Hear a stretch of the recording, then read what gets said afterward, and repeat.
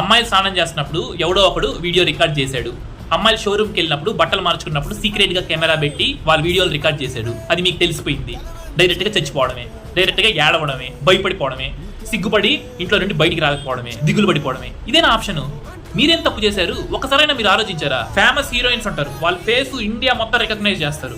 వాళ్ళ video clips తీసుకొని వాళ్ళ ఫోటోలు మార్పు చేసి వాళ్ళని అండ్రెస్ చేసేసి వెబ్సైట్ల్లో వదిలేస్తారు. వాళ్ళకి తెలుసు అది. కానీ వాళ్ళు ఏమైనా చచ్చిపోయారా మీలాగా? వాళ్ళు ఎంత స్ట్రాంగ్ మైండ్ సెట్ చూడు. వాళ్ళ ఫేస్లు మొత్తం తెలుసు, కానీ వాళ్ళు అవమానకరంగా తీసుకోలేదు.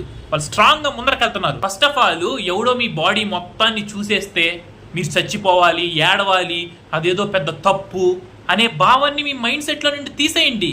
మీ బాడీ పార్ట్స్ని డ్రెస్తో కవర్ చేసుకున్నారు అంతే. అమ్మాయిలకి ఏం పార్ట్స్ ఉంటాయో, అబ్బాయిలకి ఏం పార్ట్స్ ఉంటాయో అందరికీ తెలుసు. ఓకేనా? అదేం పెద్ద తప్పు కాదు. సరే, వాడిని వీడియో రికార్డ్ చేశాడు, అది నీకు నచ్చలేదు, వాడు ఏం చెప్తా చేసేస్తావా? అది కాదు, డైరెక్ట్గా పోలీస్ స్టేషన్కి వెళ్ళు, వాడి మీద కంప్లైంట్ ఫైల్ చేయి. నీకు ఫలితం రాలేదా మీ ఇంట్లో డిస్కస్ చేయి, మీ ఇంట్లో మాట్లాడు. తప్పేం కాదు, మీ ఫ్రెండ్స్తో మాట్లాడు, నీకు నచ్చిన వాళ్ళతో మాట్లాడు. వాడి ఇంటికి వెళ్ళు, వాళ్ళకి అమ్మ ఉంటారు, చెల్లు ఉంటారు, అంటే షర్టు పట్టుకొని వాడు బెదిరించాలి. తప్పు చేసింది వాడు, నువ్వు కాదు. అంతేగాని కుంగిపోయి ఏడ్చి భయపడి వాడు ఏం చెప్తా చేయకూడదు. అది నువ్వు చేయాల్సింది, అది అమ్మాయి అంటే. అట్లా నీ మైండ్ సెట్ ని నువ్వు డెవలప్ చేసుకోవాలి. ఇప్పుడు నేను అమ్మాయి అనుకో, ఎవడో నా వీడియో రికార్డ్ చేశాడు అనుకో, నేను అసలు లెక్క కూడా చేయను, చూసుకోపోరా అంట. బ్యూటిఫుల్ జీవితం. ఎవడో నా బాడీ పార్ట్ చూసినంత మాత్రాన నేను చచ్చిపోను.